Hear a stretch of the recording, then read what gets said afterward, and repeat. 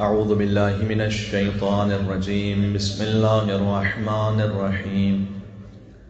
الحمد لله الذي لا يبلغ مدحته القائلون ولا يحصي نعماءه العادون ولا يؤدي حقه المجتهدون، الذي ليس لصفته حد محدود ولا نعت موجود ولا وقت ممدود ولا وقت معدود ولا أجل ممدود.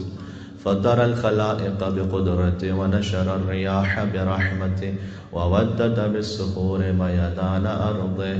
والصلاة والسلام على أمير المؤمنين وقائد الغر المحجلين وإمام المتقين، عليه أفضل الصلاة والسلام. اللهم صل وسلم وزد وبارك على صاحب الدعوة النبوية والسولة الحيدرية والعصمة الفاطمية والحلم الحسنية والشجاعة الحسينية والعبادة السجادية والمآثر الباقرية والآثار الجعفرية والعلوم الكاظمية والحجج الرضوية والجود التقوية والنقاوة النقوية والهيبة العسكرية والغيبة الإلهية. اللهم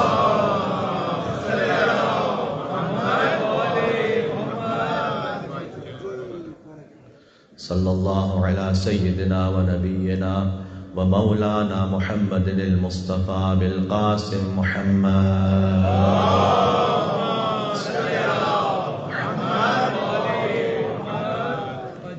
رحمة الله على محبيهم واللعنة الدائمة على أعدائهم أجمعين. توسل ضمير المؤمنين علي بن أبي طالب عليه السلام. بسم الله الرحمن الرحيم. يا أبا الحسن يا أمير المؤمنين يا علي ابن أبي طالب يا حجة الله على خلقه يا سيدنا ومولانا، إنا توجهنا واستشفعنا وتوسلنا بك إلى الله وقدمناك بين يدي حاجاتنا يا وجيها عند اشفع لنا. اور مل کے تھوڑا یا وجیها عند اللہ اشفع. روزوں کی قبولیت کے عبادات کی قبولیت یا وجیها عند اشفع لنا عند اللہ. صلوات بر محمد وآل محمد.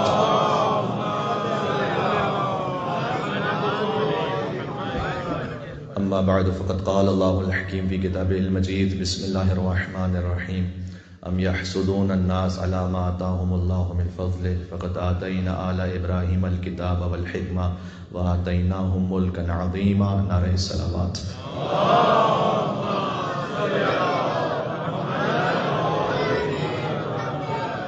مجلس شہادت ہے صاحب قبلتین وارث المشعرین ابو السیدین الحسن والحسین، جو دو سیدوں کا باپ ہے، جو سیدہ شباب اہل الجنہ کا باپ ہے. کیا فضیلت ہے علی بن ابی طالب کی کہ جنت کے سرداروں پر واجب ہے کہ علی کی اطاعت کریں. جن کی محبت سے لوگ جنت میں جائیں گے، حسن اور حسین علیہ السلام، ان سرداروں پر واجب ہے کہ علی کی اطاعت کریں. لہٰذا علی جنت سے ماورا ہے. جو خود میرے مولا نے فرمایا کہ علی نے پروردگار تیری عبادت نہ جہنم کے خوف سے کی ہے، جنت کی لالچ میں کی ہے. بل وجدتک اہلا للعبادہ فعبدتک، تجھے لائق عبادت سمجھا ہے لہذا تیرے سامنے سر کو جھکایا ہے. لازم تھا کہ کچھ لوگ وہ تھے کہ جو ان کے سامنے جھک جائیں، ایمان لے آئیں دل سے، کچھ وہ تھے کہ جنہیں حسد ہوا امیر المومنین سے۔ اس کا ذکر دعائے نطفہ میں بھی ہے، ہم نے کل قرآن کی آیت بھی پڑھی سورہ نساء میں، جس میں ارشاد اقدس آئی ہے کہ ام یحسدون الناس علی ما آتاہم اللہ من الفضل، کچھ لوگ ایسے ہیں کہ جو حسد کرتے ہیں ان لوگوں سے جنہیں ہم نے اپنے فضل سے عطا کیا ہے۔ فقد آتینا آل ابراہیم، چونکہ ہم نے آل ابراہیم یعنی آل محمد کو الکتاب والحکمہ، کتاب اور حکمت عطا کی ہے، وآتیناہم ملکا عظیما، اور انہیں ملک عظیم عطا کیا ہے۔ ملک عظیم سے مراد مولا علی علیہ السلام ہی کی روایت ہے کہ چونکہ اللہ نے ہمیں مطاع بنایا ہے طاعہ سے، اور سب کو مطیع بنایا ہے، یعنی ہماری اطاعت کو فرض کیا ہے ساری کائنات پر، اس سے لوگ حسد کرتے ہیں۔ تو عزیزان گرامی، کل تک بات یہاں پہنچی تھی کہ جو حسد کی آنکھ تھی وہ بھڑکی تھی در حقیقت بدر کے میدان سے۔ میں نے آپ سے عرض کیا کہ جب بدر کا واقعہ ہو گیا تو اگرچہ کہ کفار بہت سارے مارے گئے تھے، اور یہ وہ سارے کفار تھے کہ جنہوں نے رسول اللہ کے قدموں میں کانٹے بچھائے تھے، ان پہ پتھر مارے تھے، انہوں نے مسلمانوں پر اتنا ظلم کیا تھا کہ یہ سینوں پر نیزے رکھ رکھ کر ان کے سینوں میں اتار دیتے تھے، انہیں شدید ترین گرمی میں ان کے جسموں پر پتھر توڑا کرتے تھے۔ لیکن جب یہ مار دیے گئے تو حضور نے ان میں سے کسی کے بھی لاشیں کی بے احترامی نہیں ہونے دی، اور یہی وہ سنت رسول تھی کہ جو امیر المومنین تک آئی۔ تو میں نے عرض کیا کہ جب خندق تک بات پہنچی تو اور واضح ہو گیا کہ علی بن ابی طالب نے خندق میں فقط دشمن خدا کو مارا ہے، اصول انسانیت کو نہیں مارا۔ کسی کا ہاتھ اتنا سبک ہو کہ وہ عدو خدا کو تو قتل کر دے لیکن انسانیت کو زندہ رہنے دے، یہ سوائے دست عصمت علی بن ابی طالب کے اور ممکن نہیں تھا کسی اور کے ہاتھ میں۔ اسی کے لیے علی کا ہاتھ اپنا ہاتھ نہیں تھا، ید اللہ تھا۔ چونکہ جب بدر میں شکست ہو گئی اور احد میں بھی مسلمانوں کو فتح ہو گئی، ہاں ٹھیک ہے کہ کافروں نے کچھ کامیابیاں تو حاصل کر لی تھی کچھ وقتی طور پر، وہ بھی مسلمانوں کی غلطیوں کی وجہ سے جس کی طرف کل اشارہ ہو گیا، لیکن وہ جب جا رہے تھے مکہ واپس تو یہ سوچتے ہوئے جا رہے تھے کہ ابھی محمد بھی زندہ ہیں، علی بھی زندہ ہیں، تو ہم نے جتنے بھی مسلمان مار دیے ابھی مسلمان بنانے والے زندہ ہیں، لہٰذا ہم نے جتنے مار دیے ہیں وہ چند دنوں میں اسے دگنے بنا لیں گے، تو ابھی ہمیں فتح عنایت نہیں ہوئی ہے، فتح حاصل نہیں ہوئی۔ تو لہٰذا انہوں نے پھر سے ایک مرتبہ کوشش کی، اور ابو سفیان نے 10,000 کا لشکر تیار کیا جس کی سرداری وہ خود کر رہا تھا، جس سے جنگ احزاب معروف ہے اور جنگ خندق اور زیادہ معروف ہے۔ احزاب کا مطلب یہ کہ اس نے سارے گروہوں کو جمع کیا تھا تاکہ ہمارا کامن اینیمی اسلام ہے، ہمارے کامن اینیمی محمد اور علی ہیں، اصل میں محمد ہے لیکن محمد تک پہنچا نہیں جا سکتا جب تک علی سے نہ گزریں، اس لیے کہ انہیں اس بات کا کلنک تھا کہ ہم بدر میں تو ہمیں شکست دے دی علی نے، 35 علی نے اکیلے مارے اور 35 جو سب مسلمانوں نے مل کر مارے اس میں بھی علی شریک تھے، تو شکست فاش ہوئی علی کی وجہ سے۔ احد میں ہم بالکل محمد کے قریب پہنچ گئے تھے، بس چند سیکنڈز کی بات تھی، آدھے منٹ کی بات تھی کہ ہمارے نیزے پہنچ گئے تھے محمد تک، لیکن پھر علی آ گئے، اور پھر تو وہ تلوار بھی نازل ہوئی کہ لا فتح الا علی لا سیف الا ذو الفقار۔ تو کتنا بھی بڑا لشکر لے کر جاؤ لیکن ایک انتظام کرنا پڑے گا علی کے لیے کہ کسی ایسے سورما کو ڈھونڈو کہ جو علی کا مقابلہ کر سکے، اور انہوں نے سارے عرب کے قبائل میں ڈھونڈا تو انہیں عمر ابن عبدود نظر آیا کہ جو ایک انسان 1000 انسانوں سے اکیلا لڑتا تھا وہ شخص، تو کہا یہ وہ ہے کہ جو علی کے لیے کافی ہوگا، اس لیے کہ 1000 کے برابر لڑنے والا ہے، تو اسے لے کر مجھے خندق نہیں پڑھنی آپ کے سامنے، مجھے آج ایک اور منزل تک آگے لے کے جانا ہے، اور بہت اہم ٹرننگ پوائنٹ آپ کو عرض کرنا ہے اسلام کی ہسٹری کا، کہ جہاں سے معاملہ مولا کائنات کے ماننے والوں کے لیے اور ان کے غیروں کے لیے بالکل کلیئر اور الگ ہو جاتا ہے، اور ہمیں سمجھنے کی ضرورت ہے کہ اسلام کو حکومت کون سمجھتا ہے اور نبوت کون سمجھتا ہے۔ یہ بات ذہن میں رکھیے گا، آج مجھے اس بات کو پیش کرنا ہے، یہاں سے وہاں تک مل کے صلوات بھیجیں، نام محمد و آل محمد، اے در کرار علی۔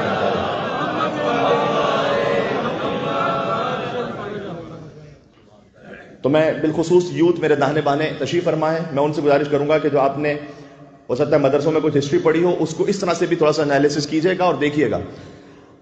اب وہ خندق میں آئے ہیں، خندق میں انہوں نے خندق کو عبور بھی کیا عمر ابن عبدود نے، میں نے کہا مجھے جنگ نہیں پڑھنی، اچھا جتنے بھی کافر ہیں وہ سب ان کا حزب بنا ہوا ہے نا، احزاب اس لیے کہتے ہیں، یعنی ان کی آپس میں ایک دوسرے کے ساتھ ریفیلیشن ہے اور وہ گروہ بنا کر آئے ہیں، تو وہ جو سارے کافر ہیں ان کی خواہش کیا ہے کہ عمر ابن عبدود جیت جائے، اور جو واقعی سارے سچے مسلمان ہیں اور سچے مومن ہیں ان کی خواہش کیا ہے؟ تو علی تمام صاحبان ایمان کی خواہشوں کا خلاصہ بن کر چلے، لہذا حضور نے فرمایا تھا کہ آج کل ایمان جا رہا ہے،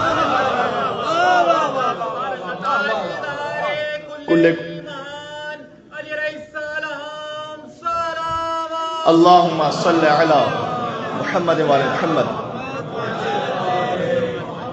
تو آج کل ایمان کل کفر کے مقابلے میں جا رہا ہے. علی ابن ابی طالب علیہ السلام نے جب وار کیا اور عمرو ابن عبدود دوپارہ ہو گیا، تو یہاں میں نے کہا کہ علی نے عدو خدا کو مارا ہے لیکن انسانیت کو زندہ رکھا، اس لیے کہ عربوں میں دستور یہ تھا کہ 1 on 1 اگر کسی کی جنگ ہوگی تو قتل کر دیا جائے گا، تو جو مقتول ہوگا اس کا جو سارا اسلحہ ہے، اس کا جو سارا لباس ہے، اس کی جو قیمتی زرہ ہے، وہ سب اس مارنے والے کے حصے میں آئے گی، اور وہ اسے لے کر جاتا تھا اور اس میں کوئی عیب بھی نہیں سمجھا جاتا تھا. لیکن علی بن ابی طالب، اس کی جو تلوار تھی، اس کا جو قیمتی خنجر تھا، اس کی جو بہت ہی بیش بہا قیمت زرہ تھی، اس کی طرف علی بولے ہی نہیں، دیکھا ہی نہیں. علی نے چھوڑا اور واپس پلٹے. اور حضور نے کہا کہ آج کے دن علی کی ایک ضربت ثقلین کی عبادت سے افضل ہے. سبحان اللہ، کیا خلوص ہے خدا کی قسم اس ضربت میں کہ ایک ضربت ثقلین کی عبادت سے افضل ہے. ثقلین کسے کہتے ہیں؟ میں بچوں کے لیے کہتا ہوں، ثقلین یعنی سارے جن اور سارے انس. ضربت میں کتنا وقت لگتا ہے؟ میتھمیٹیشنز یہاں موجود ہوں گے، ایک ضربت کا حساب لگائیے کتنے سیکنڈ لگیں گے؟ 3 سیکنڈ. جس کی زندگی کے 3 سیکنڈ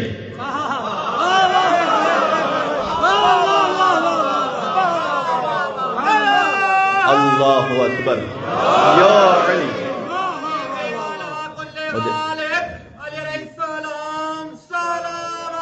اللہم صلی علی محمد وعلی محمد. جس کی زندگی کے چند لمحے، چند سیکنڈز، وہ ہر انسان کی عبادت سے بھی افضل ہوں، ہر جن کی عبادت سے بھی افضل ہوں. جس کی ضربتوں کا عالم یہ ہو، اس کی نمازوں کا عالم کیا ہوگا؟ جس کی نمازوں کا عالم یہ ہو، ایک ایک سجدے کا عالم کیا ہوگا؟ آپ تصور فرمائیے گا. اس کی نیند کا عالم یہ ہے کہ ایک رات سو جائے تو مرضی پروردگار کا سودا کر لے. سبحان اللہ. تو میں عرض کرنا چاہ رہا ہوں کہ علی بن ابی طالب نے جب وہ ضربت اسے قتل کر دیا چونکہ عدو خدا تھا، لیکن بس اس کے بعد علی نے دیکھا ہی نہیں اس کی طرف، واپس پلٹے. تو جب عمرو ابن عبدود کی بہن آئی ہے تو اس نے قصیدہ پڑھا، عمرو کا نہیں، علی کا. حالانکہ مارا گیا اس کا بھائی، تو جو قاتل ہے، مقتول کی بہن نے قاتل کا قصیدہ پڑھا. آج ہم سے لوگ پوچھتے ہیں کہ تم کیوں کہتے ہو علی علی. عمرو ابن عبدود کی بہن نے آ کے کہا کہ تو بہت شجاع انسان تھا، تو بہت بڑا دلیر بہادر تھا، لیکن جنگ میں ایسا ہوتا ہے کہ ایک مار دیا جاتا ہے، ایک مار دیتا ہے. لیکن میں تیرے لاشے کو دیکھ کر یہ گواہی دے رہی ہوں کہ تجھے عرب کے شریف ترین انسان نے مارا ہے. سبحان اللہ، سبحان اللہ.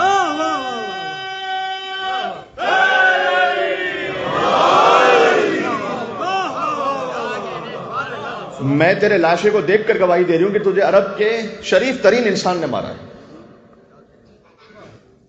میں کہتا ہوں کہ یہاں امیر المومنین نے تو جو دشمن خدا تھا، عدو خدا تھا، اس کا بھی انسانیت کے اعتبار سے ایسا لحاظ کیا. ہم تو اتنا لحاظ حتی مومنوں کے کرنے کے لیے تیار نہیں ہوتے، آپس میں ایک دوسرے کو کرنے کے لیے تیار نہیں ہوتے. موضوع تو ایک بڑا تفصیلی موضوع ہے، اور شہادت کی شبوں میں کوئی تفصیل سے میں اس میں بہت چھیڑ بھی نہیں سکتا، لیکن میں عرض کروں حتی بڑا دکھ ہوتا ہے اس بات کو کہتے ہوئے کہ بہرحال جیسے جیسے سوسائٹی آگے بڑھ رہی ہے تو فقط کمیونٹی نہیں، ود ان کمیونٹی بھی، آؤٹ سائڈ کمیونٹی بھی، سب جگہ سیم سچویشن ہے. یہ جو سیپریشن کے کیسز ہیں وہ بہت زیادہ آپ کے سامنے آتے رہتے ہیں، اور کبھی کبھی شاکنگ ہوتا ہے کہ اچھا فلاں کا بھی سیپریشن کیس آ جائے گا، فلاں کا بھی اس طرح سے. تو وہ تو ایک الگ معاملہ ہے کہ وہ کیوں ہوتا ہے، کیوں اس وقت تک بات پہنچتی ہے، اور کیا اس کے اسباب اور عوامل ہیں. لیکن بعض دفعہ جب ہمارے سامنے ایسا معاملہ آتا ہے تو ہم ان سے کہتے ہیں کہ یار آپ نے اگر الگ بھی ہونا ہے نا تو انسانوں کی طرح الگ ہو جاؤ. ایک طریقہ ہوتا ہے سیپریشن کا کہ جس میں ایک دوسرے کو اتنا زیادہ ذلیل اور رسوا کیا جائے، اتنا اس میں کیچڑ اچھالا جائے کہ جو آس پاس والے انہیں بھی بو محسوس ہونے لگے، اور وہ بھی اپنی ناک بند کر کے دو منہ چھپاتے پھریں کہ کیا ہو رہا ہے.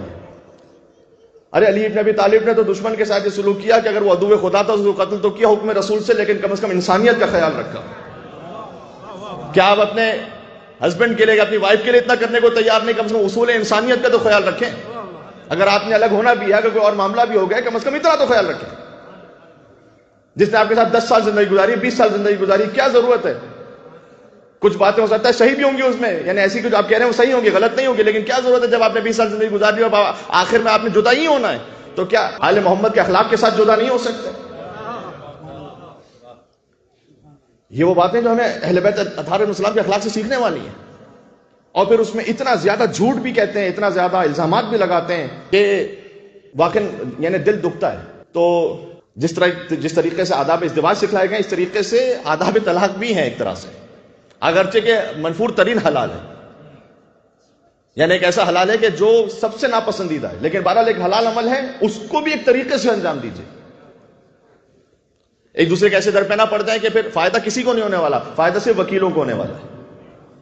اب میں نے اشارہ کر دیا، میں کسی تفصیل میں جاؤں اس کے، آپ سے بھی وکیل پیسے بھرتا ہے، اس سے بھی وکیل پیسے بھرتا ہے، فائدہ کسی کو نہیں ہونے والا۔ میں نے عرض کیا کہ میں شہادت کی مجالس میں اس سے زیادہ اور تفصیل میں نہیں جا سکتا تھا، لیکن کچھ باتیں تھیں کہ جو مجھے کہنا ضروری، جو میں نے بیان کر دی۔ تو بہرحال مولا کائنات نے وہ دست عصمت ہے کہ جو عدو خدا کو مارے لیکن جو اخلاق خدا ہے اس کو زندہ رکھے۔ سبحان اللہ۔ ہم سے کہا کہ تخلقوا باخلاق اللہ، تم بھی خدائی اخلاق اپنانے کی کوشش کرو، یعنی وہ ارحم الراحمین ہے تو تم بھی رحم کرنے والے بن جاؤ، وہ ستار العیوب ہے تم عیب چھپانے والے بن جاؤ۔ 5 لوگوں کو واٹس ایپ پہ فارورڈ نہ کرو، اگر کسی کو کوئی پتہ چلی گیا ہے تو آگے فارورڈ نہ کرو، نہ باتیں آگے اس طرح سے کرو۔ وہ رزاق متین ہے تم آگے بانٹنے والے بن جاؤ، وہ ارحم الراحمین ہے رحم کرنے والے بنو، وہ غفور ہے تم معاف کرنے والے بنو۔ یہ ہے خدائی اخلاق، اور جو اس کا کامل نمونہ بن جائے وہ مظہر صفات خداوندی بن جاتا ہے۔ اس کی آنکھیں پھر اس کی آنکھیں نہیں رہتی، عین اللہ بن جاتی ہے، اس کے ہاتھ اپنے ہاتھ نہیں رہتے، ید اللہ بن جاتے ہیں، اس کا چہرہ وجہ اللہ بن جاتا ہے، وہ خود نفس اللہ بن جاتا ہے، اپنا نفس بیچ دیتا ہے۔ آگے جانا ہے مجھے، میرے ساتھ رہیے گا۔ خندق میں شکست ہو گئی انہیں، تو اب ابو سفیان کا حوصلہ ختم ہو گیا کہ بدر میں شکست، احد میں شکست، خندق میں شکست، سب کی وجہ ایک علی۔ لا تاخذوا لومۃ لائم قد وتر فیہ صنادید العرب فقاتل ابطالهم وناوش ذؤبانهم فاودع قلوبهم احقادا بدریۃ وخیبریۃ وحنینیۃ وغیرہن۔ دعائے ندبہ،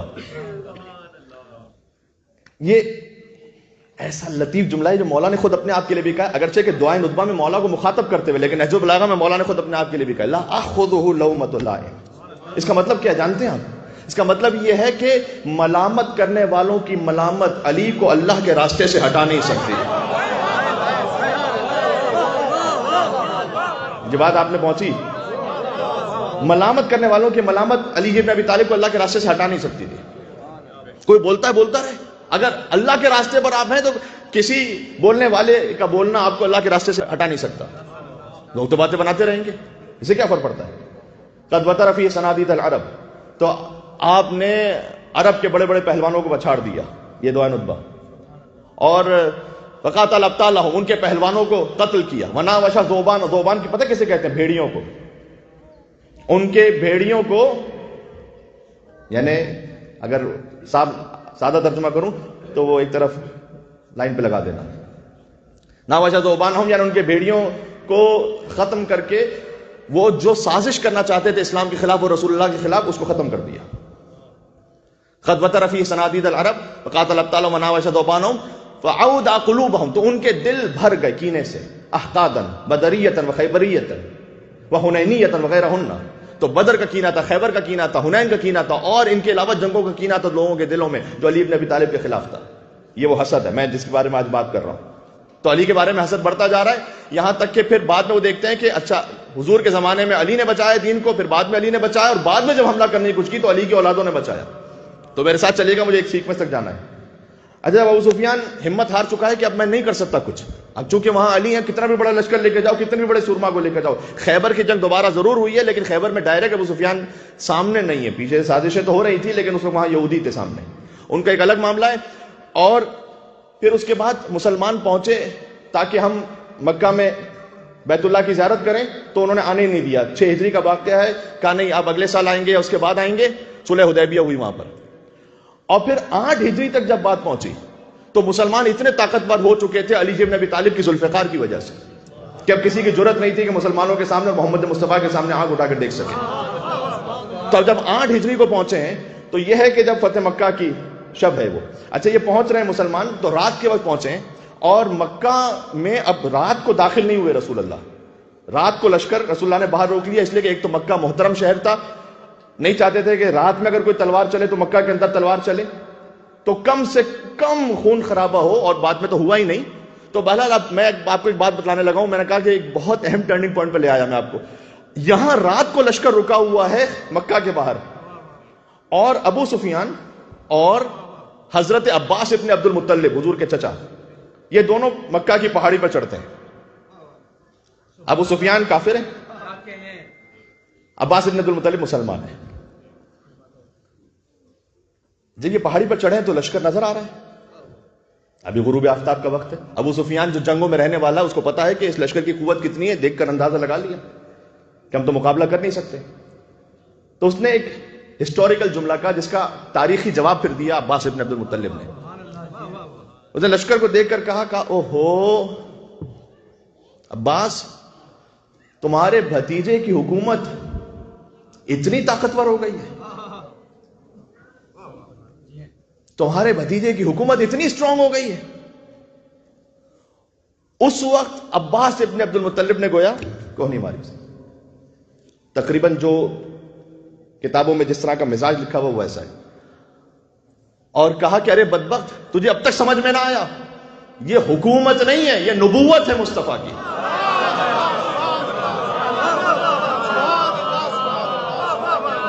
یہ ذہن میں رہے گا جملہ آپ کے، یعنی ایک صلوات بھیجیں، میں اس کے بارے میں آگے سناتا ہوں کہ اس کی کیا اہمیت ہے۔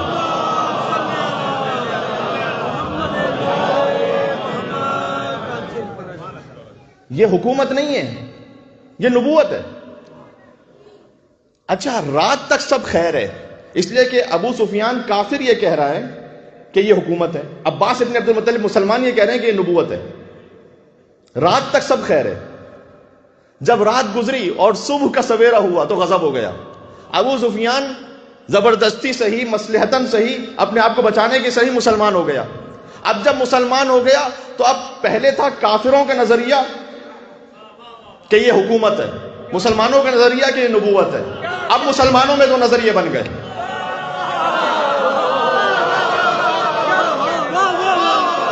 بات سمجھو،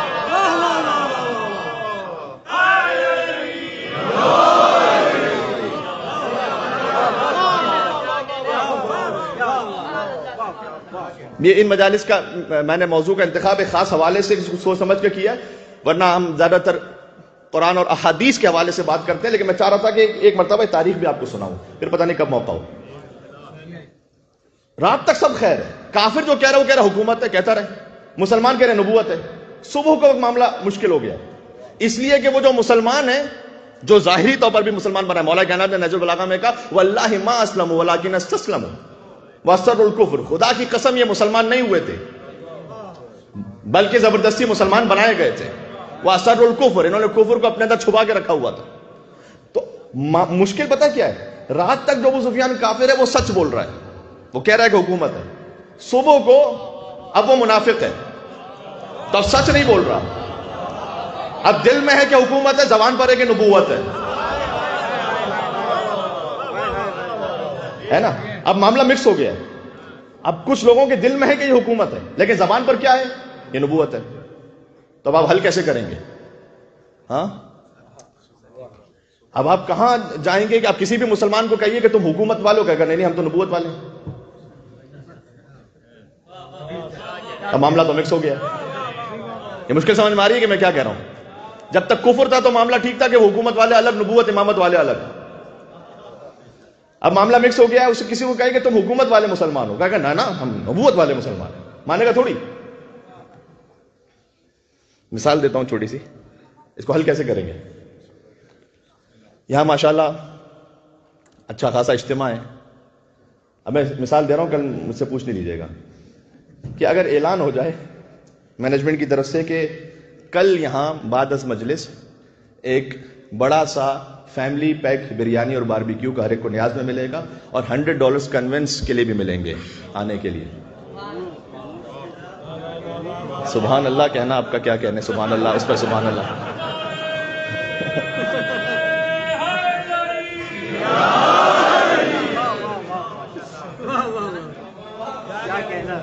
اب تک وہ موقع جس میں مجلس میں سب سے زیادہ میں نے خوشی دیکھی آپ کے چہرے پر وہ یہ تھی۔ تو اب مولا مینجمنٹ کی توفیقات میں اضافہ فرمائے اور مولانا کو صحیح طریقے سے مثال دینے کی توفیق عطا فرمائے۔ اب جب یہ اعلان ہوا تو مثلا اگر لیڈیز جینٹس ملا کر کل 1200-1500 لوگ ہوتے تھے، اور کل 5000 آئے ہوئے.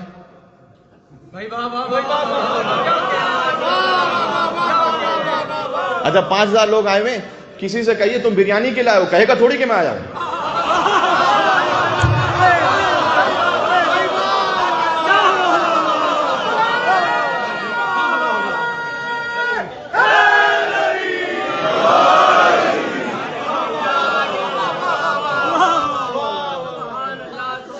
کیا مثال سمجھ میں آ رہی ہے؟ کسی سے کہیے تم تو باربیکیو کے لائے ہو, وہ کہے گا آپ سے مطلب تم مولا کی مجلس کے لائے ہیں, کہے گا تھوڑی. اب مولا کی مجلس میں آئے تو جو نیاز بٹری وہ بھی نہ لے کے جائیں کیا؟ تو وہ تو لے کے جائیں گے. تو اب مینجمنٹ آئی, انہوں نے آگے کہا کہ مولانا یہاں تو پورا بلوا ہو گیا, اتنا زیادہ شور شرابہ ہو رہا ہے, سب دھکم پیل ہے, بڑا مشکل ہو رہا ہے. ہم نے کہا بھائی نہ بانٹیے نیاز. کہا نہیں یہ تو نہیں ہو سکتا, بریانی تو بٹے گی کیونکہ اعلان ہو چکا ہے. تو اب پتہ کیسے چلے؟ ہم نے کہا کہ بھائی دیکھو یہاں تو وہ بہت زیادہ مشکل ہے, ایسا ممکن نہیں ہے. تو قریب میں اگر کوئی پارک وغیرہ, کوئی ہال اس طرح کا اویلیبل ہے جہاں سکون سے کام ہو سکے, تو آپ اعلان کر دیجئے کہ بھئی مجلس یہاں ہوگی, مجلس ہی کے ٹائم پر بریانی وہاں بٹے گی.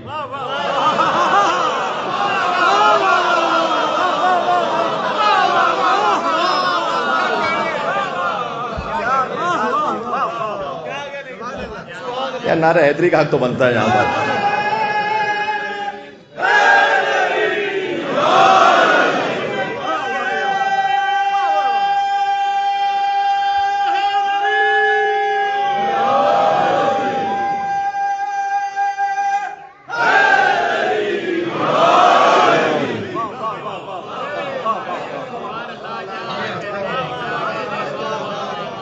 انہوں نے کہا بھائی اعلان کر دیجئے کہ یہاں جو مجلس میں ہوگا اسے نارمل نیاز ملے گی جو ہر شب ملتی ہے, باقی وہ جو اعلان ہوا تھا وہ وہاں پر.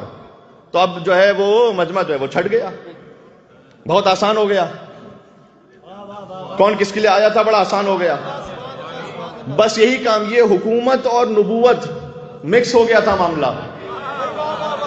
اس کو حل کرنا بہت ضروری تھا.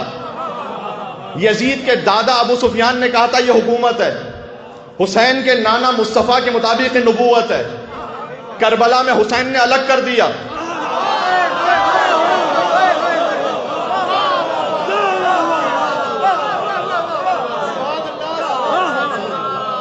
اللہ اکبر, پتہ نہیں بات پہنچ رہی ہے نا میرے ساتھ. یزید کے دادا ابو سفیان نے فتح مکہ کی رات میں کہا تھا یہ حکومت ہے. مصطفیٰ کا کہنا ہے کہ حکومت نہیں ہے, نبوت ہے, بعد میں امامت ہے.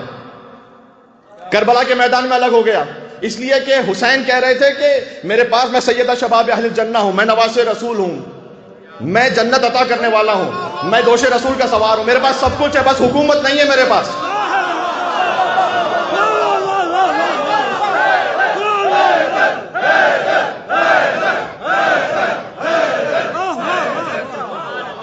میرے پاس سب کچھ ہے, بس ظاہری حکومت نہیں ہے میرے پاس. یزید اس کے پاس وہ ظالم ہے, جابر ہے, قاتل النفس المحترمہ ہے, مولن بالفسق ہے, اعلان فسق کرنے والا ہے, محرم عورتوں سے زنا کرنے والا ہے, قتل کرنے والا ہے. اس کے پاس کچھ نہیں ہے فضیلت میں, بس دنیا کی حکومت ہے. جو یزید کے خاندان پر چلا گیا وہ اسلام کو حکومت سمجھ رہا تھا. جس نے حسین اور اس کے باپ کو مان لیا,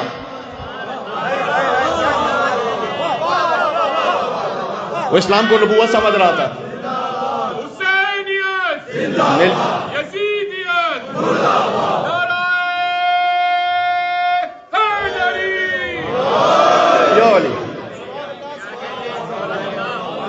میرے ساتھ ایک منزل اور آگے چلیں گے. صبح کو لشکر داخل ہوا, ابھی ایک نقطہ باقی ہے یہاں پر. صبح کو لشکر داخل ہوا مکہ میں. ابو سفیان, ہندا, ابو سفیان کا بیٹا یزید, ایک معاویہ کا بیٹا بھی یزید ہے, ایک ابو سفیان کا بیٹا بھی یزید ہے, اور اس کا بیٹا معاویہ, یہ چاروں مسلمان ہو گئے, ظاہر میں اسلام قبول کر لیا. ہندا کیسے مسلمان ہوئی جا کے تاریخ میں پڑھیے گا. ایک تاریخی واقعہ اس طرح سے ملتا ہے کہ اپنے چہرے پر نقاب ڈال کر آئی, یہ سمجھانے کے اور بتلانے کے لیے, یہ ظاہر کرنے کے لیے جیسے محمد کو بتانا چلے کہ میں کون ہوں. جس کے وسیع کی ذوالفقار نسلوں پہ دیکھ لے کہ کون.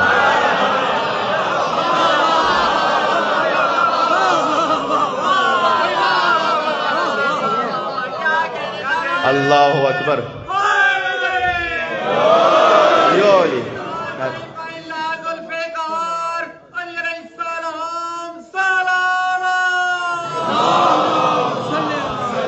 اللہم صلی علی محمد وعلی محمد. ایک سوال ایک محترم نے کل کیا، اس کا مجھے اشارہ بھی اور جواب بھی دینا تھا. وہ یہ کہ حضرت جب آپ یہ کہہ رہے تھے کہ حضور تک احد میں وہ اتنا قریب پہنچ گئے تھے کہ وہ پتھر بھی پھینک رہے تھے اور ان کے نیزے بالکل قریب تھے حضور کے، تو حضور نے اپنی تلوار کیوں نہیں چلائی؟ حضور کے پاس تلوار ہے نا، تو تلوار کیوں نہیں چلائی؟ بس عزیزوں، اس کا مختصر جواب یہ ہے کہ رحمت ہاتھ روک رہی ہے کہ وہ پتھر بھی پھینک رہے ہیں، تلوار نہ چلاؤ.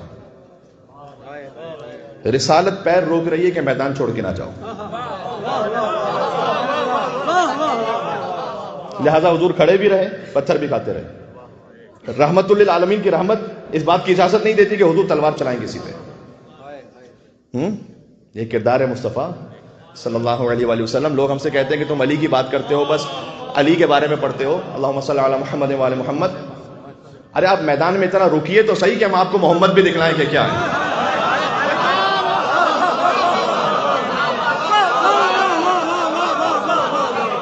جی تو آپ رکیے تو صحیح اتنا پہلے. تو مولا کائنات نے کہا ہے کہ جب ہم پر کوئی خطرے کا وقت آتا تھا تو ہم مصطفیٰ کی پناہ میں آتے تھے. اتنے شجاع تھے وہ. حیدر کرار کے استاد ہیں مصطفیٰ. تو رحمت روک رہی ہے کہ تلوار نہ چلائیے، اور رسالت پیروں کو روک رہی ہے کہ چھوڑ کے نہ جائیے. اب ہر ایک کو جو تلوار اللہ تعالیٰ نے عطا کی نا، وہ الگ نوعیت کی ہے. در حقیقت حضور کو ایک انسانی شکل میں تلوار عطا کی ہے اللہ نے.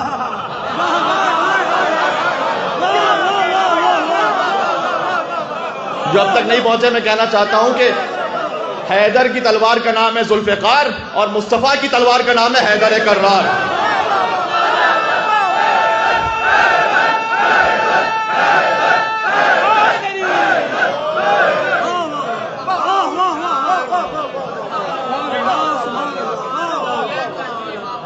بھائی علی سے بغض تو سمجھ میں آ رہا ہے نا، علی سے حسد کی وجہ سمجھ میں آ رہی ہے کہ نہیں؟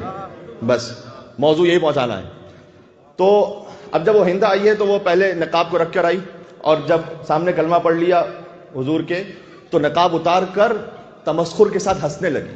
یہ تاریخ، بعض تاریخوں میں حضور نے مہدور الدم قرار دیا. خیر، ایک تاریخ یوں بھی کہتی ہے کہ جب وہ آئی ہے مظاہر اسلام قبول کرنے کے لیے، حضور نے کہا تم زنا نہیں کرو گی، چوری نہیں کرو گی. حضور کیوں کہہ رہے ہیں کسی کو؟ تم اپنی اولاد کو قتل نہیں کرو گی، یعنی بیٹیوں کو زندہ دفن نہیں کرو گی.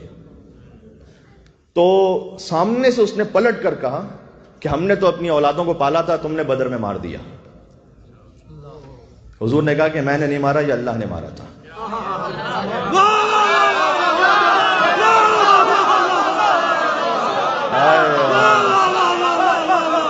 کیا کہنے آپ کے، کیا کہنے.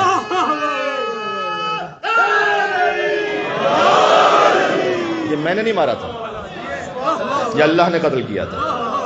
جی پھر اس کے بعد انسان نے کہا کہ مجھے اسلام سے، آپ کے اسلام سے 3 چیزیں پسند نہیں ہیں. اچھا کوئی کہے کہ مولانا یہ کہاں سے پڑھے جا رہے ہیں، کیا کہہ رہے ہیں پتہ نہیں. یہ جا کے تاریخ مدینہ دمشق اپنے عساکر کی کتاب دیکھ لیجیے گا، جلد نمبر 70 صفحہ نمبر 182. ٹھیک ہے نا، پھر سے کہہ دو، جلد نمبر 70 صفحہ نمبر والیوم 70 پیج 182 ابن عساکر. اس نے لکھا وہاں پر، اہل سنت رائٹر ہے، اس نے لکھا کہ ہندہ نے کہا کہ مجھے 3 چیزیں پسند نہیں ہیں آپ کے اسلام میں. پہلا، رکوع پسند نہیں ہے مجھے. دوسرا، سر پر چادر ڈالنا پسند نہیں ہے.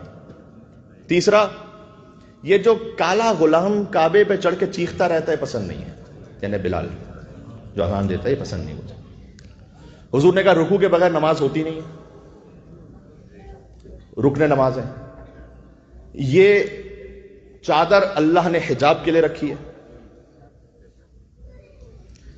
جملہ تو ذرا سخت ہو جائے گا، لیکن میں بہت ادب احترام سے اپنی ماؤں بہنوں سے کہنا چاہتا ہوں، جو اپنے سر پر چادر لینے کو تیار نہ ہو تو یہ کہا کس نے تھا، ذرا تاریخ میں دیکھ لیجیے گا. یہ میں امام بارگاہ کی بات نہیں کر رہا فقط، امام بارگاہ میں تو ہر ایک چادر پہن کے آ جاتا ہے. یہ میں آپ کی زندگی میں بات کر رہا ہوں. اچھا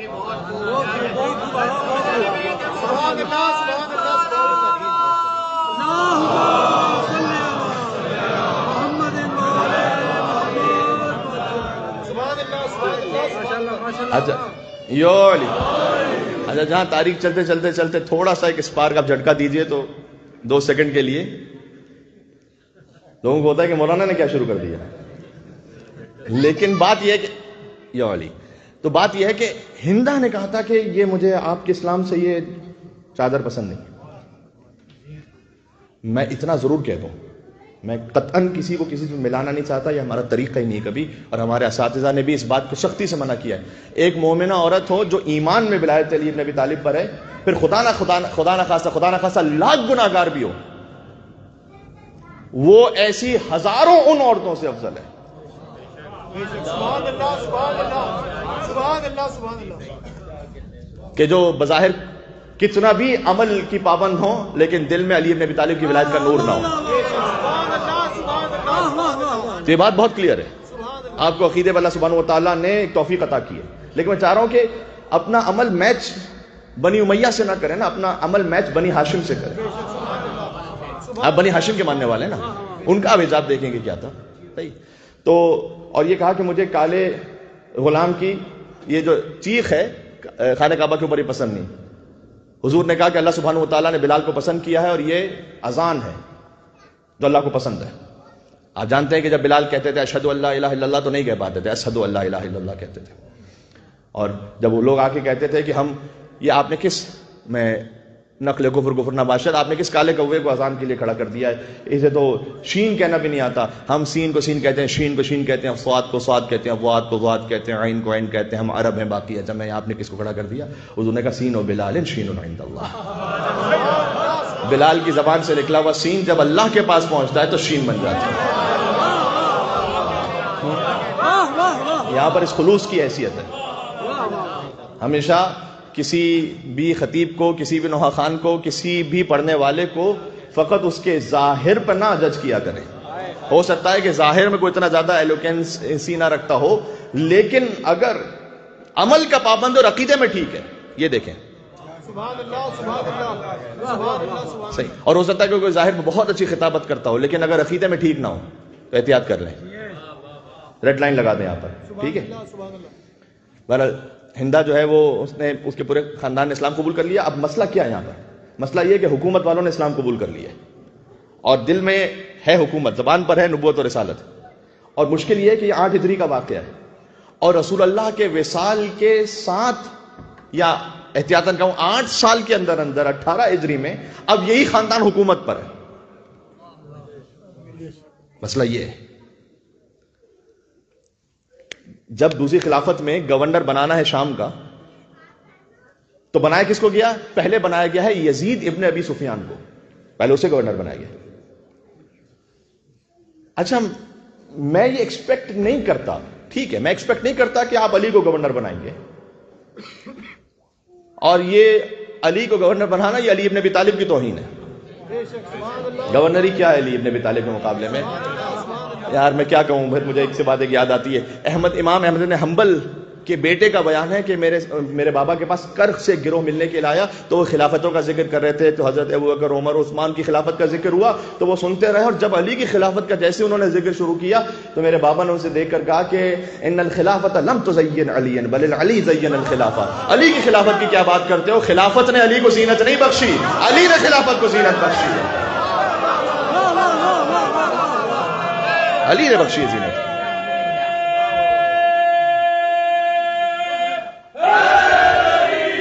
یا علی میرے ساتھ چلیے گا باقی تو علی نے خلافت کو زینت. یا علی. تو میں یہ ایکسپیکٹ نہیں کرتا کہ آپ جب گورنر بنائیں گے اپنی خلافت میں تو علی کو بنا دیں گے، علی کی تو یہ توہین.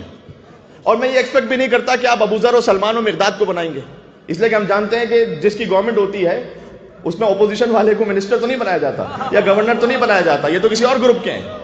لیکن مجھے یہ بات سمجھ میں نہیں آ رہی ہے کہ وہ خاندان کہ جو ابھی وصال رسول سے 2 سال پہلے ظاہری طور پر مسلمان ہوا ہے اور کہہ رہا ہے کہ یہ حکومت ہے، جس نے اسلام کے 23 میں سے 21 سال ڈائریکٹ رسول اللہ سے جنگ کی ہے، جو لشکروں کے لشکر لے کر آیا ہے، کبھی 1000 کا لشکر، کبھی 3000 کا لشکر، کبھی 10,000 کا لشکر، جو مصطفیٰ کو قتل کرنے کے لیے اتنے قریب پہنچ گئے کہ علی نہ ہوتے تو ان کا کام ہو جائے، تو آپ کو ایسی کیا ضرورت پڑی کہ اسی خاندان میں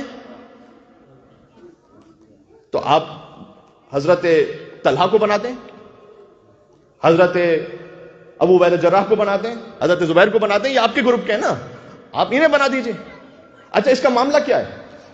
چلیں آپ نے کسی سیاسی مصلحت کی وجہ سے بنا بھی دیا ہے، تو یزید ابن ابی سفیان 2 سال کے اندر وبا میں مر گیا، تو آپ کی جو پولیٹیکل مجبوری تھی وہ ہو گئی پوری، کہ آپ نے کہا بھائی ہم نے آپ کو آنر بھی کر دیا، تو اب تو کسی اور کو بنا دیں، کسی قابل احترام جو آپ کے مطابق صدر اسلام کی کوئی شخصیت ہے۔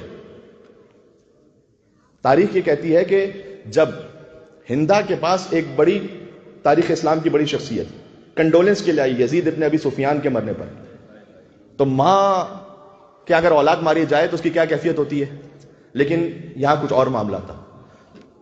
اس نے یہ کہا کہ کاش معاویہ مارا جاتا، یزید نہ مارا جاتا، یہ تو ویسے ہی فارغ گھوم رہا تھا، وہ گورنر تھا، کاش وہ زندہ رہتا یہ مارا جاتا۔ تو اس شخصیت نے یہ کہا کہ ہم آپ کو کمپنسیٹ کریں گے اور اسی کے بھائی کو اب گورنر بنائیں گے۔ اب مشکل یہاں پر یہ ہے کہ صدر اسلام کا جو پورا دور ہے نا، جس کو خیر القرون کہتے ہیں، یہ بیسٹ سینچری اسلام کی، اس میں اصحاب ہیں، مسلمانوں کے مطابق اصحاب ہیں، اصحاب کے بعد تابعی ہیں، اصحاب جنہوں نے رسول اللہ کو دیکھا، اب چاہے وہ 1 گھنٹے کے لیے دیکھا ہو،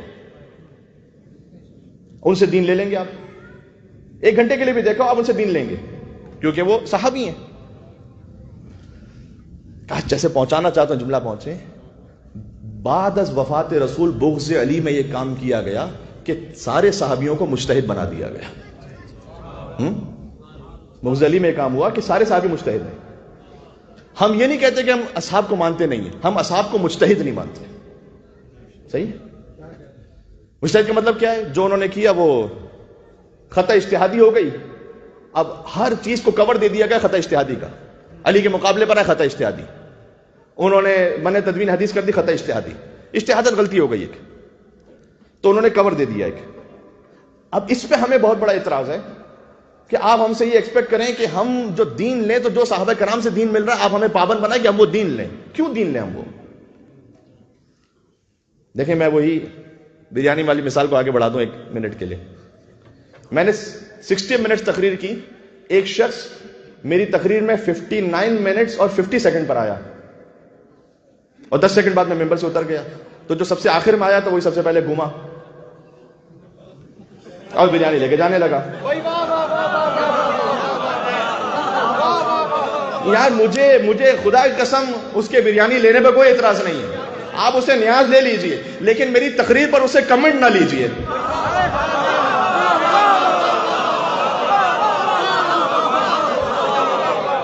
اتنا تو میرا حق بنتا ہے کہ میری تقریر پر اس پہ کمنٹ نہ لیجئے۔ جو بالکل آخر میں 1 گھنٹے کے لیے بھی مصطفیٰ کے پاس آیا، اسے صحابیت کے نیاز دے دیجئے، لیکن اسلام پر اسے کمنٹ تو نہ لیجئے۔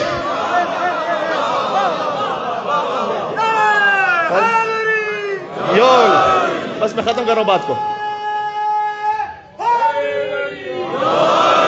ختم کر دی میں نے بات۔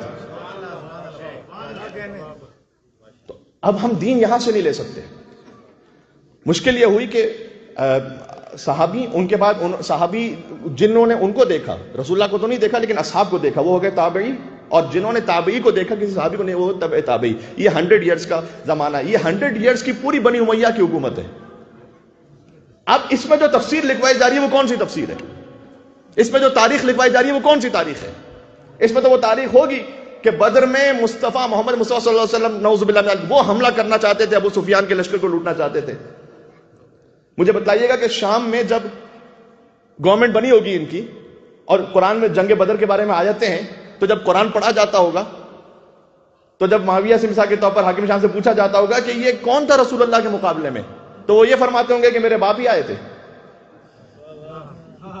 ہاں، جب یزید سے پوچھا جاتا ہوگا نہیں ہمارے جد اعلیٰ تھے کہ جو رسول اللہ کے مقابلے میں گئے تھے۔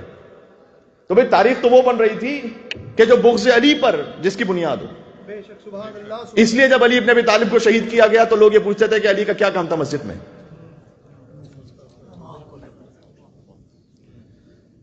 جب بچوں کو تقسیم کیے جاتے تھے گورنمنٹ کی طرف سے چھوٹے چھوٹے بکری کے بچے, اور پھر رات کے وقت ایسا ہوتا تھا کہ جب وہ کھیل رہے ہوتے تھے نا, تو کوئی 2-4 لوگ آتے تھے, وہ بچے کو تھپڑ مار کے بکری کا بچہ لے کے چھین کے جاتے تھے, اور جب وہ اپنے ماں باپ کے پاس روتے پیٹتے جاتا تھا اور اس کے ماں باپ آتے تھے دربار میں, تو وہاں پہلے سے کچھ لوگ موجود ہوتے تھے کہ جو اس بچے سے کہتے تھے کہ کیا وہ جو بکری کا بچہ تمہارا چھین لیا گیا, کیا وہ سفید رنگ کا تھا, اس پر کیا وہ ایسا سیاہ نشان بھی تھا؟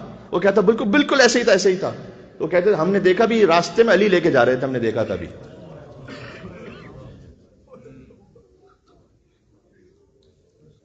اب وہ بچہ کیا کہے گا, وہ بچہ کیا سمجھے گا؟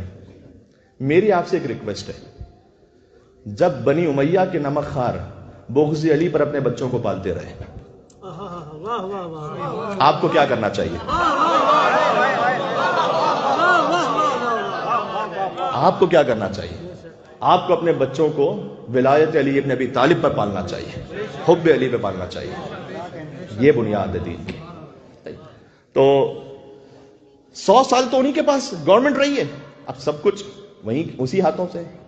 ہمارا معاملہ یہ ہے کہ ہم صحابہ کرام رضوان اللہ تعالی علیہم اجمعین کا بعض تاریخی حوالوں سے, اور ظاہر ہے کہ ہمیں حکم دیا گیا ہے کہ ہمیں امن عامہ کا بھی خیال کرنا ہے. ہم احتراماً بہت سی باتیں نہیں کہتے, لیکن ہم سے آپ یہ مجبور نہ کریں کہ ہم دین بھی انہی سے لیں.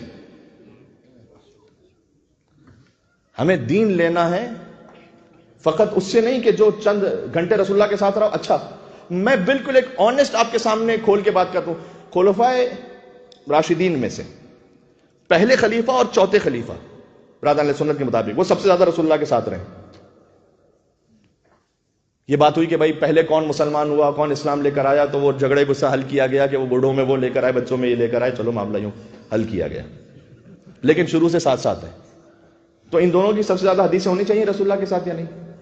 تو ہونی چاہیے. تو ان سے تو چند 100 کے علاوہ ملتی نہیں. اور وہ جو 2.5 سال حضرت ابو ہریرہ رہے رسول اللہ کے ساتھ, ان سے 7,000 کے قریب حدیث ہیں. تو یا تو یہ اتنے زیادہ قابل تھے کہ جو 2 خلیفہ اسٹینڈرڈ کے لوگ تھے ان سے بھی زیادہ یہ قابل تھے,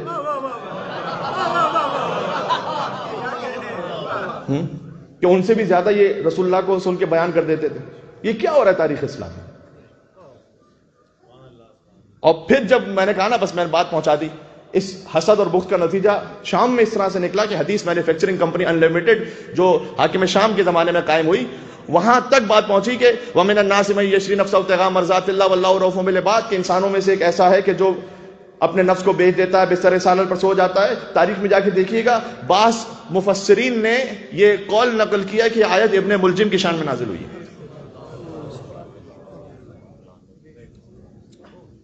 اب آپ مجھے مجبور نہ کیجئے کہ میں ایسوں سے دین لوں, میں نہیں لے سکتا.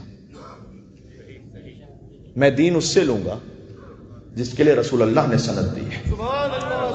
علی مع الحق والحق معی, اللہم ادر الحق حیثما دار. میں دین لوں گا اس سے کہ جیسے قرآن نے امام مبین کا ہے, قرآن نے جیسے امام مبین کا, میں دین اس سے لوں گا. اِنَّا نَحْنُ نُحْيِي الْمَوْتَ وَنَكْتُبُ مَا قَدَّمُوا وَآثَارَهُمْ وَكُلَّ شَيْءٍ أَحْصَيْنَاهُ فِي, آیت تو سب کو یاد تھی, آپ نے ہلکا پڑھا اسے. امام مبین کون ہے امام مبین؟ اچھا اس آیت کا ذرا غور کیجئے گا, میں منزل مصائب پہ جا رہا ہوں کہ ہم یقیناً ہم ہی مردوں کو زندہ کرتے ہیں. وَنَكْتُبُ مَا قَدَّمُوا وَآثَارَهُمْ, تمہارے اعمال کو بھی لکھتے ہیں جو تم بھیجتے ہو, اور اس کے آثار کو بھی لکھتے ہیں. یہ بہت بڑی بات ہے. دیکھیں آپ کے اور میرے عمل کا, عمل تو ہمیں پورا وہ بھی یاد نہیں ہوگا کہ ہم نے کون کون سے اعمال کیے ہیں, اس کا اثر تو کسی کو بھی نہیں پتا. میں جہاں تقریر کر رہا ہوں نا, اب ہم نے تو گفتگو کر لی, اب ہو سکتا ہے کہ آپ میں سے کسی کو کسی حوالے سے کوئی اصلاح ہو گئی انشاءاللہ, اس نے اس پر عمل کیا. ابھی میں نے طلاق وغیرہ کے حوالے سے بات کی تھی, ہو سکتا ہے کسی کی زندگی بچ گئی, خاندانی زندگی اس کی انٹیکٹ ہو گئی, اس وجہ سے اس کے بچوں کی تربیت ٹھیک ہو گئی, بچے ماں باپ کے ساتھ رہے, اس وجہ سے ان کی جنریشنز میں ایمان چلتا گیا. یہ سارے میری مجلس کے آثار ہیں جو نہیں پتا مجھے. اس طرح برے آثار بھی ہو سکتے ہیں. کسی نے ایک بری ویڈیو انٹرنیٹ پہ ڈالی ہے, انسٹا پہ, یوٹیوب پہ, اب اللہ جانے اس کی وجہ سے کون گناہ کی طرف چلا گیا. اور بعض گناہ ایسے ہوتے ہیں کہ جو خاندانوں کو توڑ دیتے ہیں. کون اس حد تک آگے چلا گیا کہ اس کا فیملی بریک اپ ہو گیا, کون نشے کی طرف چلا گیا, کون ڈرگس کی طرف چلا گیا, تو ایک گندی بری ویڈیو ڈالنے کا اثر یہ ہے کہ اس کے آثار بھی ہو سکتا ہے جنریشن تک چلتے رہیں. ہمیں سے کسی کو نہیں پتا کہ کس کا کیا اثر ہو رہا ہے. اچھے کام کریں گے انشاءاللہ اچھی نیت سے, اچھے آثار ہیں اس کے, اور اس کا ثواب ملتا رہے گا. اللہ تعالیٰ نے قرآن میں کہا فقط تمہارے اعمال نہیں لکھتے, وہ آثار ہوں, اس کے آثار کو بھی لکھتے ہیں. ہو سکتا ہے ایک عمل کے thousands of reactions ہوں, سب لکھتے ہیں ہم. پھر آگے کا وَكُلَّ شَيْءٍ أَحْصَيْنَاهُ فِي إِمَامٍ مُبِينٍ. لیکن یہ سارے اعمال اور یہ سارے آثار ہم امام مبین میں جمع کرتے ہیں. امام مبین جانتا ہے, مجھے امام مبین سے دین لینے دو. بات واضح ہو رہی ہے. جب یہ آیت نازل ہوئی تھی تو عالم اسلام کی دو بڑی مقتدر ہستیاں وہ آئیں اور انہوں نے آ کر رسول اللہ سے پوچھا من هو الامام المبین, کون ہے امام مبین؟ کیا یہ انجیل ہے؟ یہ تاریخ میں ہے. پہلے اس سے پوچھا کیا یہ تورات ہے؟ وہ تورات. کیا یہودیوں سے محبت ہے واقع کہ امام مبین کو بھی کہا کہ پہلے یہ تورات ہے, تو کیا یہ تورات ہے؟ حضور نے کہا اللہ. کیا یہ انجیل ہے؟ حضور نے کہا اللہ. مسجد کا دروازہ کھلا اور دروازے سے ایک اور دروازہ داخل ہوا.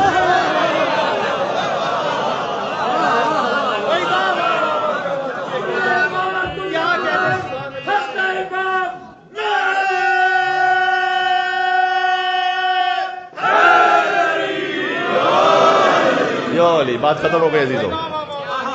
مسجد کے دروازے سے علم کا دروازہ داخل ہوا.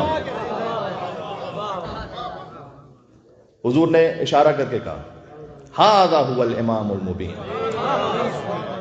یہ وہ امام مبین ہے کہ اللہ نے ہر شے کا احساس میں کیا ہوا ہے. سبحان اللہ, کیا کہنا. یہ جو حضور نے اشارہ کیا نا, اس سے میں بالکل ایک اور نتیجہ بھی عکس کر دوں. یہ تو سب جانتے ہیں کہ بھائی علی امام مبین ہے. دیکھیں اللہ تعالیٰ کو جو رب ہوتا ہے نا, اس سے اشارہ نہیں کیا جا سکتا کہ وہ یہاں پر ہے. امام نے کہا ان اللہ عین العین. اللہ وہ ہے کہ جو اس کہاں کا خلق کرنے والا ہے, ڈائریکشن کا. اللہ اس ڈائریکشن سے ماورا ہے. جو نعوذ باللہ علی رب کہنے والے ہیں نا, وہ مجھے بتلائیں کہ وہ ایسی حدیثوں کا کیا کریں گے کہ جہاں رسول اللہ نے علی کی طرف اشارہ کیا ہے, اور کسی کو اور یاد ہو نہ ہو, یہ تو سب کو یاد ہے کہ من کنت مولا.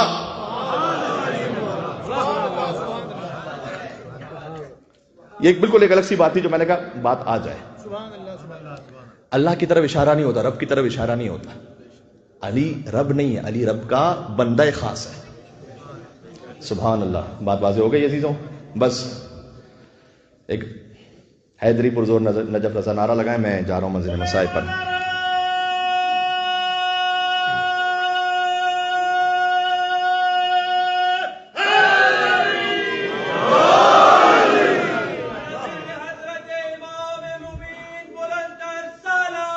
مل کے صلوات.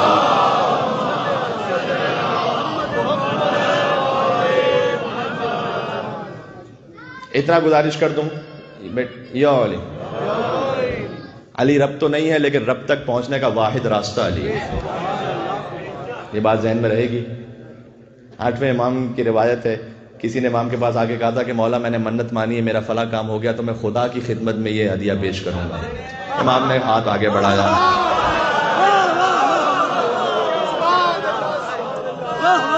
یہ ید اللہ ہے.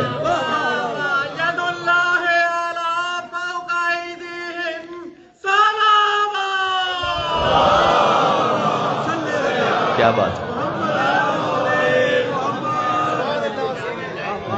بات واضح ہو گیا. یا علی, یہ بچوں کے نعروں کی تعداد بڑی بڑھ گئی ہے. یہ خوشائند بھی ہے, اور آہستہ آہستہ جب وہ آتے رہیں گے مجلس میں تو سیکھتے بھی رہیں گے کہ کس موقع پر کون سا نعرہ اور کب لگانا ہے انشاءاللہ سے. تو بچوں کو منع اس لیے نہیں کرتے ہیں کہ بچوں کی حوصلہ افزائی ہوتی ہے, اور پتہ نہیں کون سا کس کا نعرہ حیدری کام آ جائے ہم سب کے لیے قبر میں. تو یہاں یا علی بولے گا, وہی قبر میں یا علی بولے گا, ہے نا. تو انشاءاللہ بس عزیزوں, علی وہ معجزہ ہے کہ جس کی کوئی مثال نہیں ہے. کل کی گفتگو یہاں سے شروع کروں گا شب 21 سے, اور میں چاہ رہا ہوں کہ میں آپ کو لے کر آؤں بنی امیہ کے دور تک, اور میں آپ کو جمل صفین تک بھی لے جاؤں کل اگر ہو سکا تو. علی وہ نسخہ ہے کہ جس کی کوئی کاپی نہیں ہے. کل کی بات یہاں سے شروع ہوئی تھی اور آج بات یہاں رک رہی ہے. ایک کنیز مولا کائنات کے گھر میں تھی، اسے پوچھا گیا کہ رجب، شعبان اور رمضان 3 عبادت کے مہینے ہیں، یہ بتلاؤ علی کس میں سب سے زیادہ عبادت کرتے تھے؟ تو اس نے کہا کہ تم رجب، شعبان اور رمضان کی بات کرتے ہو، میری تو زندگی گزر گئی، میں نے علی کے رمضان اور شوال میں فرق محسوس نہیں کیا۔ معصوم عبادت گزار علی، اس کے ماننے والوں کو کیسا ہونا چاہیے، سوچنے کی بات ہے۔ اور پھر اس نے کہا کہ میں اگر مختصر بتلاؤں تو یہ کہ جو ساری زندگی میری علی کے گھر میں گزری، تو میں نے دن میں کبھی علی کے لیے کھانا نہیں لگایا اور رات میں کبھی علی کے لیے بستر نہیں اٹھایا۔ نہیں، کیا کہنا۔ تو عزیزوں، آج علی کا سر زخمی ہے اور علی کی بیٹیاں علی کے سر کو دیکھ کر رو رہی ہیں۔ اللہ تعالیٰ نے آپ کو اولاد عطا کی ہے۔ اگر باپ کسی تکلیف یا زحمت میں آ جائے تو بالخصوص بیٹیاں بڑی حساس ہوتی ہیں۔ میں کہوں گا کہ اے بی بی، آپ عادت کر لیجئے گا، اس لیے کہ آپ کو حسین کا سر 900 میل تک نوکے نیزہ پر دیکھ رہا ہے۔ جس سر پر کبھی کوئی پتھر پھینک رہا تھا، کبھی یا اللہ، یہ بی بی زینب سلام اللہ علیہا کے مصائب ہیں کہ علی کا سر زخمی حالت میں دیکھا۔ مجھے یہ کہہ لینے دیجئے، آپ منزل مصائب پر ہیں، کہ رمضان کی ابتدا میں جو 40-41 ہجری کا رمضان تھا، اس کی ابتدا میں مولا کے پاس ابن ملجم آیا تھا ملنے کے لیے۔ اللہ تعالیٰ ہمارے ایمان کو سلامت رکھے۔ دیکھیں شروع میں انسان کیا ہوتا ہے، آخر میں کہاں پہنچ جاتا ہے۔ تو یہ رزق حرام کی وجہ سے ہوتا ہے کہ اگر حرام رزق ہے نا شکم میں، تو پتہ نہیں ہوتا کہ آخر میں انسان مولا علی کی ولایت پر رہے گا یا نہیں رہے گا۔ خیال کرے۔ ابھی میں آپ کو ابن ملجم کی بات سناتا ہوں۔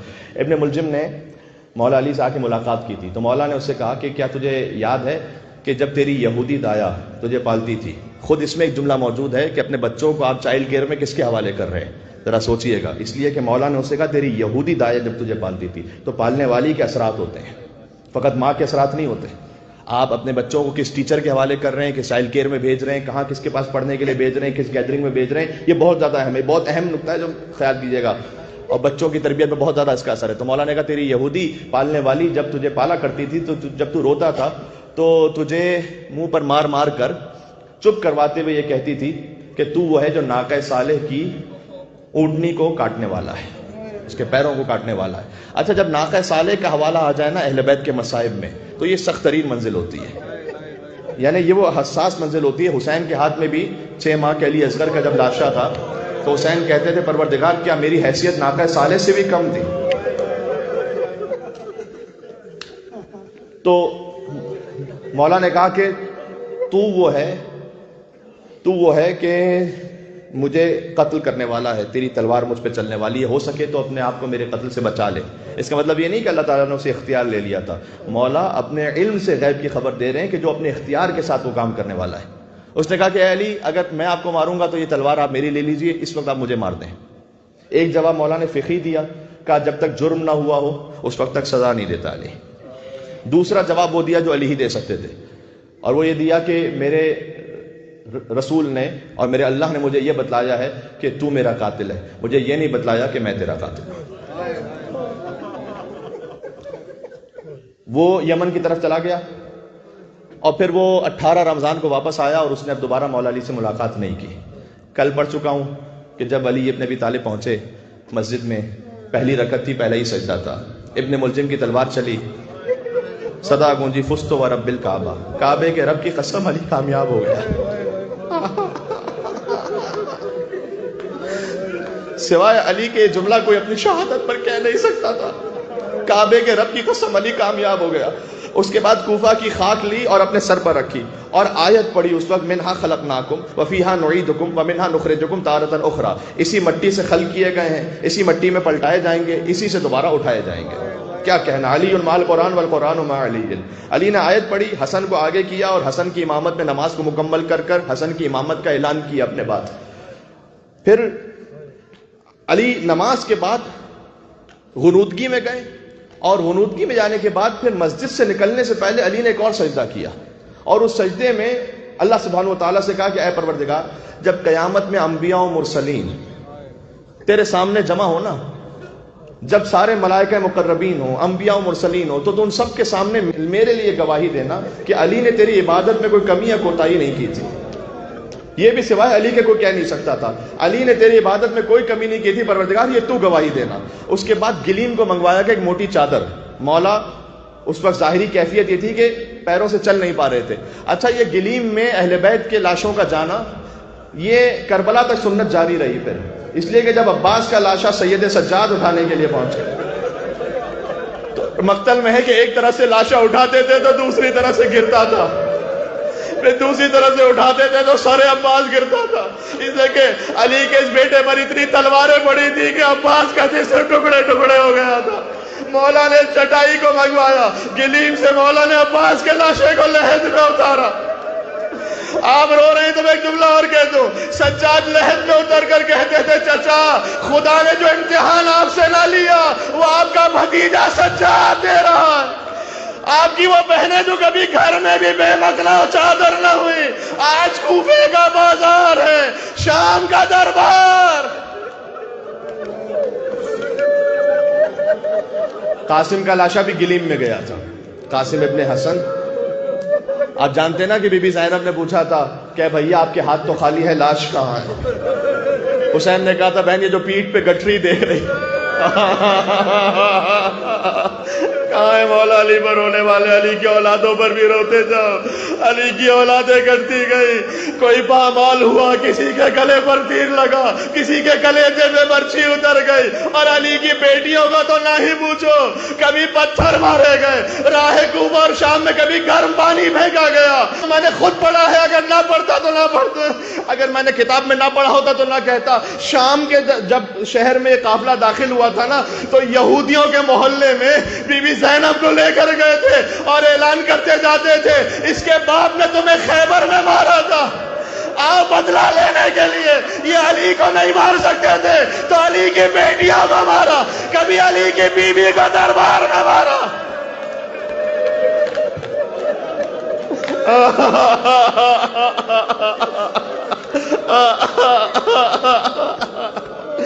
عزیزوں کلیجہ کٹ گیا. یہ علی کو جنگ میں نہیں مار سکتے تھے نا، لہذا سجدے میں پشت سے علی کو مارا. اور پھر گلیم میں مولا علی علیہ السلام ابھی مسجد سے باہر آئے تو صبح کو آسمان کو دیکھا اور کہا صبح کے آسمان تو بھی گواہ رہنا، تو نے کبھی علی کے اٹھنے کا انتظار نہیں کیا، علی نے تیرے طلوع ہونے کا انتظار کیا. سبحان اللہ. پھر کہا کہ واللیل اذا عسعس والصبح اذا تنفس، رات کی قسم جب وہ چلی جائے پھر قرآن کی آیت پڑھی، اور صبح کی قسم جب اس کی روشنی چھا جائے. اپنی زندگی کو رات سے تشبیہ دی، اپنی شہادت کو دن سے تشبیہ دی. اور پھر آگے بڑھتے بڑھتے اپنے اصحاب سے کہا کہ مجھے اتار دو اب، اس لیے کہ جب میں گھر سے چلا تھا نا تو پیدل چلا تھا، اب میری بیٹیاں جب مجھے چادر میں دیکھیں گی تو وہ ضبط نہیں کر پائیں گی، تو میں بمشکل صحیح لیکن میں چلتے چلتے جاؤں گا. اور علی حسن اور حسین کے سہارے سے تھوڑا تھوڑا سا آہستہ بڑھ رہے تھے اور اصحاب پیچھے پیچھے گریا کرتے جا رہے تھے اور علی تسلی دیتے جاتے تھے کہ گریا نہ کرو، علی دنیا کے غموں سے آزاد ہو رہا ہے، بس گریا نہ کرو. بس علی جو سب کو روک رہے تھے، جب مولا کی نگاہ بی بی زینب پر پڑی، چیخ مار کر علی نے گریا کیا اور کہا اے کوفے والو، 20 سال بعد یہ تمہارے شہر میں آئیں گی، میری بیٹیوں کا خیال رکھنا، جب یہ چادر مانگے تو بیٹیوں کا چادر. جزاک اللہ. غم علی میں رونا ہے، خدا کسی غم میں نہ رونا ہے سوائے غم علی و حسین کے. اللہ جانے پھر کون اگلے برس زندہ رہے گا. آپ کی حاجات پوری ہو، وہ علی تو مشکل کشائے کائنات ہے. آج علی کا سر زخمی ہے، خون جاری ہے. علی سے اصحاب ملنے کے لیے آئے، علی سے اصحاب ملنے کے لیے آئے. حجر بن عدی نے ملاقات کی. آج میں اصحاب کا پڑھ رہا ہوں، کل اہل بیت کی وصیتیں پڑھوں گا.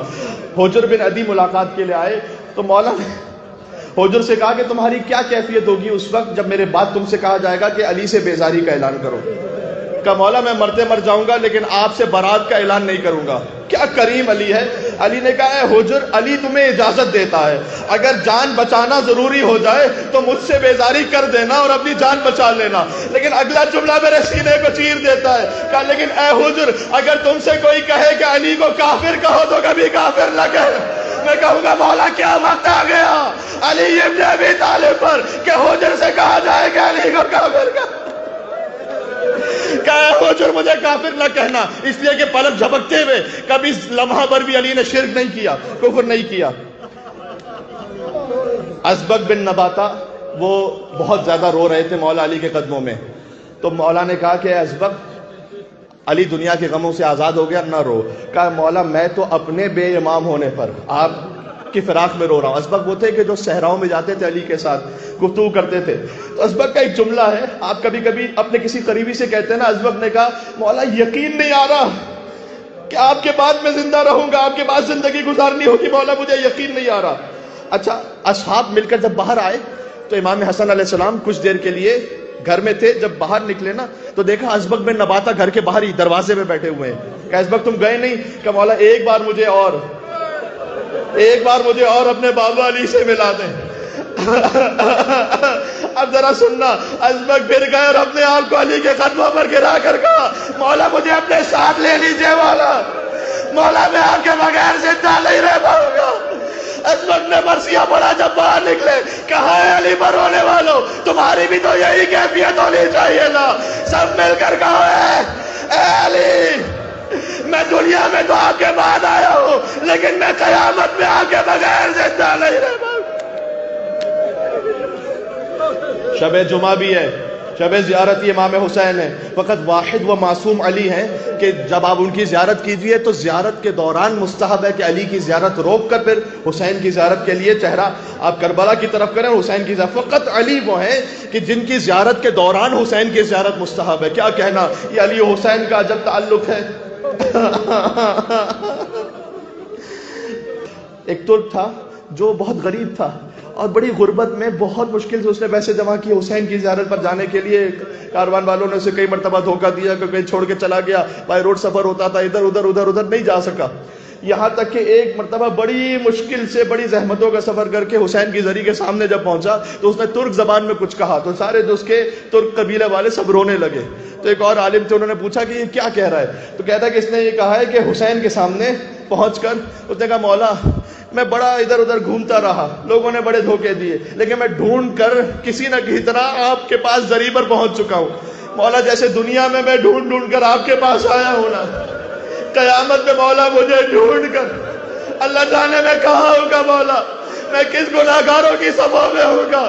میرا کوئی عمل قابل نہیں ہے، میری نماز اس قابل نہیں ہے، میرے روزے اس قابل نہیں ہے. اللہ تعالی مولا میں کہاں بڑا ہوں گا. مولا جیسے میں دنیا میں ڈھونڈ کر آپ کے پاس آ گیا، ویسے قیامت میں ڈھونڈ کر مولا مجھے پکڑ کر لے جانا اور کہنا یہ میرا عزادار تھا، یہ میرا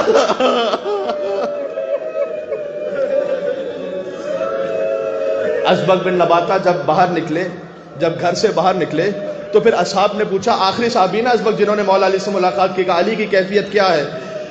کہا علی کا چہرہ زرد ہے اور علی کے چہرے پر ایک زرد پٹی بندھی ہے، لیکن میں پہچان نہ سکا کہ پٹی زیادہ زرد ہے یا چہرہ زیادہ زرد ہے.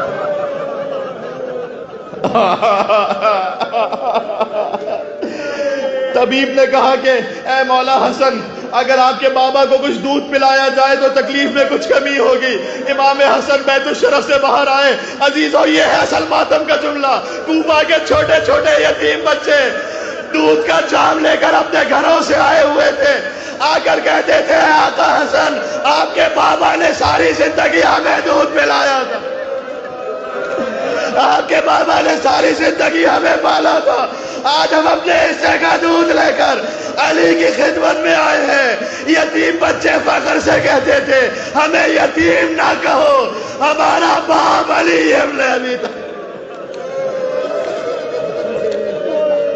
اب یہ بچے واقع بھی یتیم ہونے والے ہیں، اب علی رخصت ہونے والے ہیں. آخری جملہ میں آ گیا، آپ کی صدائے بلند ہو گئی. عزیزو علی نے وصیتیں کرتے کرتے ابن ملجم کو بلایا گیا. ابن ملجم کو گرفتار کر کے لائے نا تو رسیاں بہت باندھی ہوئی تھی، اس کو جکڑ کر لائے تھے.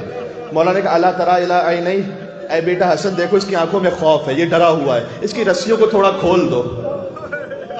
کیا کہنا، کریم علی کا قاتل کی رسیاں جس شہر میں کھلوائیں، اسی شہر میں 12 گلے ایک رسی میں بندھے ہوئے تھے دربار کوفہ میں. کبھی سکینہ کا گلا دکھتا تھا، کبھی سجاد کا گلا دکھتا تھا. پھر جب کسی نے مولا کو شربت پیش کیا تو مولا نے کہا ایسا ہی جام ابن ملجم کو بھجوایا ہے.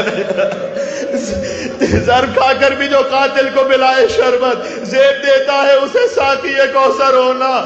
بس علی اب دنیا سے جا رہے تھے، ایک مرتبہ اپنے سارے بچوں کو بلایا کہ میرا وقت آخر آ چکا ہے، تمہارے بعد میرے بعد حسن امام ہے، اپنی ایک ایک اولاد کا ہاتھ میں آخری جملے پر آ گیا، حسن کے ہاتھ میں دیتے گئے، محمد حنفیہ کا ہاتھ حسن کے ہاتھ میں دیا، اور بیٹوں کا ہاتھ حسن، علی کے 12 بیٹے ہاتھ حسن کے ہاتھ میں دیتے گئے، یہاں تک کہ حجرے سے کسی بی بی کے رونے کی آواز بلند ہوئی۔ مولانا نے کہا کون سی بی بی رو رہی ہیں؟ کہ عباس کی ماں ام البنین گریہ فرما رہی ہیں۔ ام البنین کو بلایا کہ اے بی بی گریہ کا اس وقت سبب کیا ہے؟ کہا مولا ہر بیٹے کا ہاتھ تو حسن کے ہاتھ میں دے دیا، کہ عباس اس قابل نہیں تھا کہ عباس کا ہاتھ بھی امام کے ہاتھ میں دیا جائے؟ کہا نہیں، عباس کا امام کوئی اور ہے، ماتم کر لا یہاں پر، جس کے دل میں جتنا غم ہے روتا چلا جائے۔ عباس کو بلایا، حسین کو بلایا، عباس کا ہاتھ حسین کے ہاتھ میں دیا کہ عباس آج سے تیرا امام حسین۔ لہذا جب شب عاشور حسین نے چراغ بجھا دیے، چراغ روشن کیے، کوئی نہ گیا، کہ عباس تم نہیں گئے، عباس چلتے رہے، کہ کہاں جا رہے ہو؟ کہ نجف جاؤں گا، بابا سے کہوں گا کیا اسی دن کے لیے میرا ہاتھ حسین کے ہاتھ میں دی۔ وصیت کی لا تشرب الماء قبل ان یشرب اطفال الحسین، عباس اس وقت تک پانی نہ پینا جب تک حسین کے بچے پانی نہ پیے۔ ارے یہ علی کی وصیت تھی فرات پر، عباس کیسے پانی پی لیتا؟ بس جب علی کا بیٹا مارا گیا فرات پر، حسین نے عباس کا علم لیا، علی کے بیٹے کی نشانی تھی، سکینہ نے دیکھا علم آ گیا۔ اے اہل حرم میر و علمدار لیوم سقائے حسین سید و سالار۔ السلام علیکم یا امین اللہ فی ارضہ وحجتہ علی عبادہ، یا من لسنی امیر المومنین یا علی ابن ابی طالب یا حجت اللہ علی خلقہ۔ آپ کو نجف کی طرف اپنے دلوں کو کیوں لے جانا چاہیے جانتے ہو؟ شام غریبہ علی کی پوتی نے بھی پوچھا تھا جب تماچے لگ رہے تھے نا، تو حمید ابن مسلم نے آگ بجھانا چاہی آگے بڑھ کر، کیا نصیب ہے علی کی بیٹیوں کا، تو بچی پیچھے ہٹ گئی۔ یہ میری ماؤں بہنوں کے لیے سبحان اللہ کیا درس ہے، کہ میں آل محمد سے تعلق رکھتی ہوں، کوئی نامحرم میرے جسم کو ہاتھ نہیں لگا سکتا۔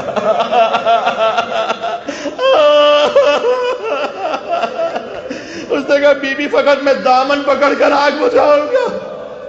جب آگ بجھا لی تو سکینہ نے کہا تو کچھ رحم دل، اب تک جو آیا تماچے مارنے والا آیا، کوڑے لگانے والا آیا، ایک مہربانی مجھ تک کر دے یا علی کہہ کے رونا۔ کہ بی بی کیا کہو؟ کہ نجف کا پتہ مجھے بتا سکتا ہے۔ کبھی بھی نجف جا کر کیا کرو گی؟ کہ تجھے نہیں معلوم نجف میں میرا دادا کائنات کا مشکل کشا علی مرتضیٰ رہتا ہے، نجف جا کے کہوں گی دادا آپ بھی کہیے مولا ہر ایک کی مشکل کشائی کرتے، مولا آپ کا یہ فقیر آیا ہے۔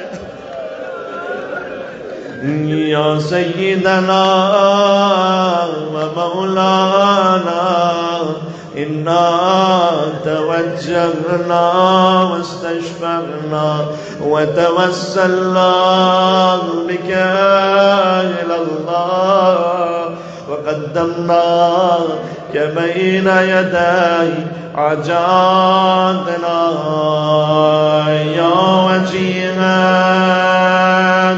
عند اللہ اشفع لنا۔ اتنا بڑا مجمع ہے ماشاءاللہ، یہاں سے وہاں تک مل کے یا وجیہا نام علی بنے، آخری مرتبہ نام علی بنے یا وجیہا